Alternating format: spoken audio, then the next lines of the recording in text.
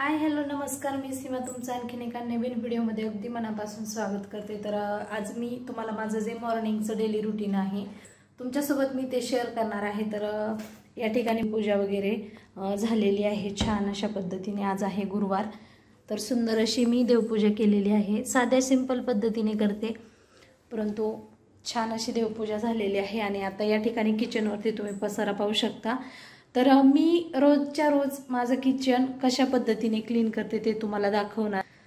तर देवपूजा झाल्यानंतर या इथे मी ताट आणि तांब्या धुवून उन्हामध्ये वाळत टाकले। पिल्लूची या ठिकाणी मी कंपोस्ट धुवून काढलेली आहे। तर हा व्हिडिओ तुम्ही कंटिन्यू पहा। तर सुरुवातीला आपण काय करणार आहोत, तर हे जे एक्स्ट्राचे किंवा इकडे तिकडे जे भांडे पडले ते पहिले मी एका ठिकाणी जमा करून घेते आणि त्यानंतर त्यामधील खरकट काढते आणि मी दाखवते कशा पद्धतीने मी हा किचन स्वच्छ करते। तर या इथं ज्या काय आपल्या भाज्या वगैरे शिल्लक राहिलेल्या आहेत त्या मी पहिले काढून घेते।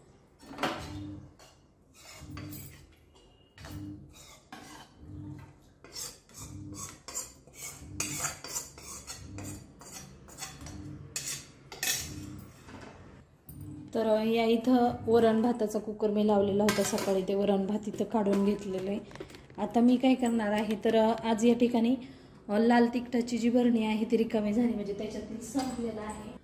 तर या इथं हे लाल तिखट आणि मसाल्याचे जे काही ते छोट्या वाट्या आहेत त्या संपलेल्या होत्या, तर त्या या इथं मी आता आज भरलेल्या आहेत आणि या ठिकाणी ठेवलेला आहे। तर मसाल्याचा डबा मी काल क्लीन केला होता आणि तो त्या वाट्या बाहेर तशाच राहिल्यामुळे मी आता सकाळी या भरून घेतल्यात। हा जो किचन वाटा आहे हा एल शेपचा आहे। तर सुरुवातीला मी एका साईडचा पहिला स्वच्छ करून घेते आणि त्यानंतर खरकटी भांडी काढून घेते। तर एका साईडचा किचन वाटा तुम्ही पाहू शकता मी घासून स्वच्छ केलेला आहे। तर आता मी कोरड्या कपड्याने पुसून घेणार आणि त्यानंतर भांडे घासायला सुरुवात करणार आहे। तर या इथे मी हा नॅपकिन लगेचच हे पुसून घेणार, कारण आपण लगेच नाही पुसलं तर पाण्याचे डाग यावरती उमटू शकतात, त्याच्यामुळे लगेच आपण कोरड्या कपड्याने क्लीन करून घ्यायचं आहे। जे आपलं काही उरलेलं जेवण आहे ते या ठिकाणी मी ठेवते, याच कोपऱ्यामध्ये असतं। आणि त्याचबरोबर हा जो जग आहे पाण्याचा हा देखील भरलेला असतो, परंतु आता हा घासून काढणार आहे त्यानंतर भरणार। तर पहिले तुम्ही पाहू शकता या ठिकाणी मी एका साईडला सर्व भांडी काढून घेतलेत, इकडची साईड पूर्ण क्लीन करून घेतली। आता मी या भांड्यांमधलं खरकट काढते आणि त्यानंतर तुम्हाला भेटते। तर या इथे मी सर्व भांड्यातील खरकट काढून घेतले आणि खरकट मी अशा पद्धतीचे एक छोटी पाईप माझ्याकडं याच्यामध्ये साठवून आणि हे डायरेक्ट डस्टबिनमध्ये टाकून पुन्हा हे देखील स्वच्छ करून घेते। पहिले मी आता ही काचेची जी बरणी आहे ती स्वच्छ करते, कारण नंतर भांडे साबणाच्या हातामुळे जर आपल्या हातातून मिसळली तर फुटू शकते, त्याच्यामुळे पहिले मी काचेची बरणी घासून घेते। तर ही सॉफ्ट घासणी असते ना, या साईडने मी घासून घेते।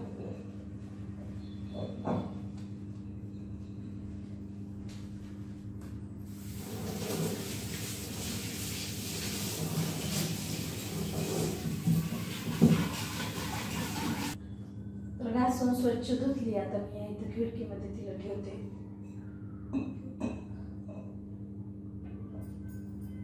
तर अशा पद्धतीने तिला उन्हामध्ये ठेवून वाळवली तर ती व्यवस्थित वाळेल। पूर्ण भांडी झाल्यानंतर मी एखाद्या सुक्या कपड्याने तिला पुसून घेईन आणि त्यानंतरच तिला वापरणार आहे, परंतु मी सेफ्टीच्या हिशोबाने ती अशा पद्धतीने ठेवून दिली। आता मी पहिले भांडी घासून घेते आणि त्यानंतर तुम्हाला भेटते। या इथं भांडी घासून झालेली आहेत। आता ती छोटी कॅटल आणि एक प्लेट दिसते ती तुपाची आहे, त्यामुळे मी शेवटी ठेवलेली आहे। तर आता ही जी भांडी घासलेली आहेत ही भांडी मी गॅलरीमध्ये उन्हात ठेवणार आहे, कारण गॅलरीमध्ये छान ऊन येतं।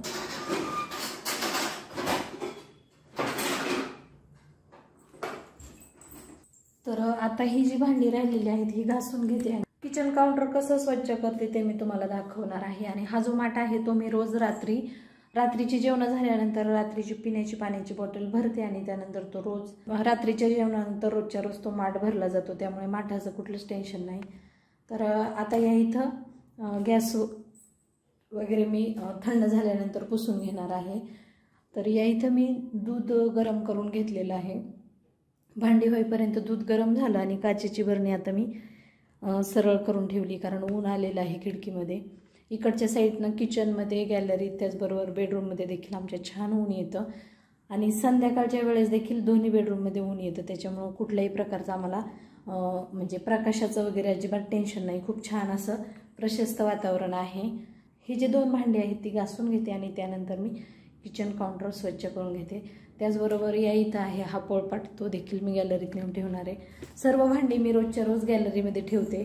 त्यानंतर भांडी घासून झाल्यानंतर हा भांड्याचं जे सोपचं भांडं आहे त्याबरोबर ह्या घासण्या वगैरे सर्व काही मी गॅलरीत ठेवते, जेणेकरून ते सर्व व्यवस्थित सुकल्यानंतर आपल्याला टेन्शन राहत नाही. तर ही तुपाची भांडी आता घासून झाली, पूर्ण वेळ हे उन्हामध्येच ठेवणार आहे.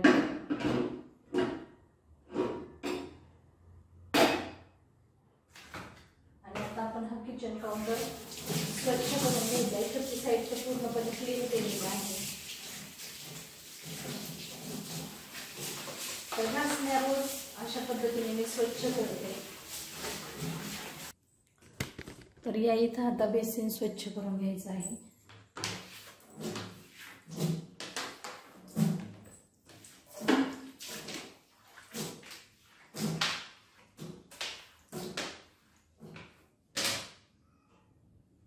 बेसिन स्वच्छ करण्यासाठी मी ही घासणी वापरते. इकडच्या साईडने बेसिन स्वच्छ आणि इकडच्या साईडने मी गॅसची शेगडी घासते. परंतु आज गॅसची शेगडी काही जास्त खराब झालेली नाही, त्याच्यामुळे फक्त पुसून घेणार आहे. जास्त खराब झाली, तेलकट वगैरे झालं तर मी रोजच्या रोज म्हटलं तरी घासून घेते, परंतु आज मी घासून पुसून घेणार आहे. तर या इथं घासणीवरती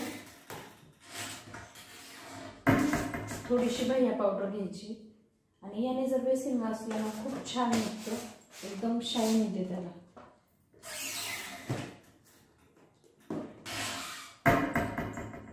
भैया पावडरने ही बेसिन आता घासून घेते.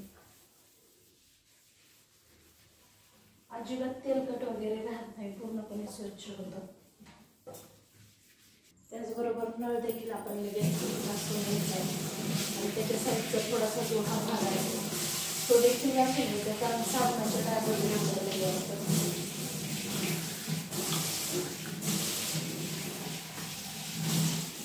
हे खरकट काढण्यासाठी जे भांडं आहे ते देखील घासून घेतो.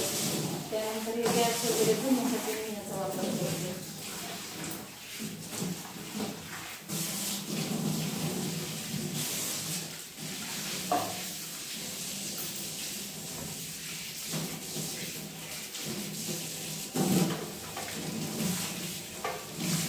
तर घासून झाले की ही घासणी पूर्णपणे क्लीन करून घेतलेली आहे. घासणी जुनी झालेली आहे बऱ्यापैकी आणि हे जे बेसिन तुम्हाला दिसत आहे हे स्वच्छ झालेलं आहे. आता मी बेसिन वगैरे स्वच्छ करून घेतलं, तर आता मी गॅसची शेगडी ही क्लीन करून घेते आणि त्याचबरोबर हे साबण वगैरे आहे ते मी बाहेर ठेवले. हा जो नॅपकिन आहे याने मी पहिलं तर पुसून घेणार सर्व.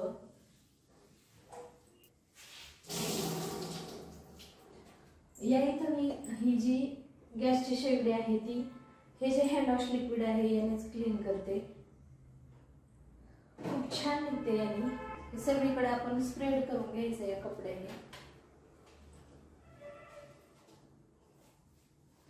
आणि ही गॅसची शेगडी पूर्णपणे थंड झाल्यानंतरच आपल्याला क्लीन करता येते. धुवायचं आहे, पिळून घ्यायचं आहे आणि त्यानंतर ही पुन्हा एक वेळेस पुसून घ्यायची आहे.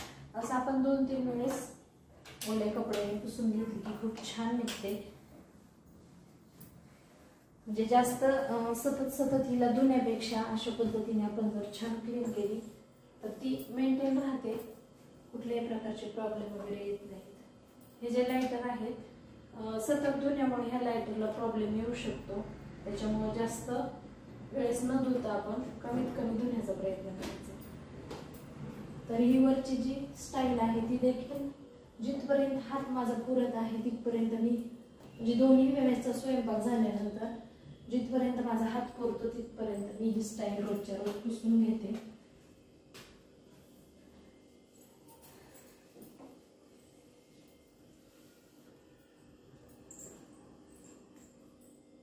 आता ही गॅसची शेगडी ओल्या कपड्याने पुसून झालेली आहे. त्यानंतर आता आपण सुक्या कपड्याने पुसून घ्यायची आहे. तर या इथं मी हे छोटे छोटे जे नॅपकिन्स आहेत त्यांचा वापर करत असते. तर आपण या इथं आता कोरड्या कपड्याने पुसून घ्यायची आणि पूर्ण किचन ओटाच आपण हा पूर्ण सुकलेल्या कपड्याने म्हणजे वाळलेल्या कपड्याने पुसून घ्यायचा, जेणेकरून तो किचन कट्ट्यावरती त्याचे डाग वगैरे पडत नाही. तर या ठिकाणी आपला किचन ओटा पूर्ण व्यवस्थित असा क्लीन झालेला आहे. तुम्ही पाहू शकता गॅस वगैरे पूर्ण क्लीन करून घेतला आहे आणि त्याची स्टाईल देखील कोरडी करून घेतलेली आहे. तर या इथं टाकलेली आहे पायपुसणी, कारण आम्ही भांडी वगैरे घासताना बऱ्यापैकी पाणी सांडलं जातं, कारण बेसिनमध्ये भांडी घासायची म्हटल्यावर हे पाणी सांडतंच. आणि त्यानंतर हा जो कपडा आहे सुका कपडा त्यावरतीच आता मी थोडंसं कोलिन स्प्रे करून घेते आणि ह्या ज्या किचन ट्रॉली आहेत त्या रोजच्या रोज मी साफ करते. तर अशा पद्धतीने आपण लगेचच हात मारून घ्यायचा आहे, जेणेकरून आपला वेळही वाचतो आणि किचन ट्रॉली देखील स्वच्छ होतात. तर याच कपड्याने आता व्यवस्थित असं मी पुसून घेणार आहे सर्व किचन ट्रॉलीज. आणि रोजच्या रोज पुसल्यामुळे ह्या छान म्हणजे व्यवस्थित राहतात. नाहीतर आपल्याकडून इथं स्वयंपाक करताना पीठ वगैरे सांडलेलं असतं. जर किचन ट्रॉली असतील आणि तुम्ही रेग्युलर जर स्वच्छता नाही ठेवली तर नक्कीच तुमच्या घरामध्ये झुरळ वगैरे होऊ शकतात.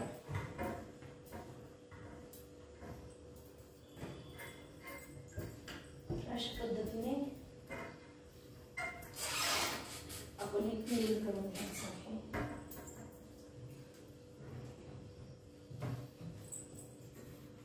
तर या ठिकाणी तुम्ही पाहू शकता किचन ओटा पूर्णपणे क्लीन झाला आहे. किचन ट्रॉली देखील क्लीन करून घेतलेली आहे. आता मी फ्रीज आणि टीव्ही युनिट वगैरे क्लीन करते. यापुढचं माझं जे रुटीन असतं ते. त्याचबरोबर हे जे पुसायचे कपडे वगैरे आहेत ते धुवायचे, त्यानंतर मला गॅलरी धुवायची आणि त्यानंतर फरशी पुसायची. असं माझं हे सकाळचं मॉर्निंगचं रुटीन असतं आणि त्यानंतर माझं काम संपतं.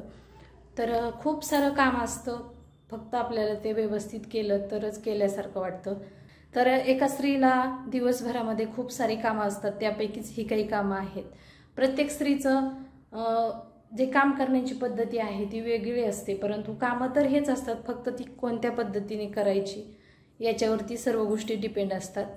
तर आजचा जो व्हिडिओ आहे हा किचन क्लिनिंगचा तुम्हाला कसा वाटला ते नक्की सांगा. जर तुम्हाला हा व्हिडिओ आवडला तर व्हिडिओला लाईक, शेअर आणि चॅनलला सबस्क्राईब जरूर करा. पुन्हा भेटू अशाच एका ब्लॉगसोबत. तोपर्यंत धन्यवाद.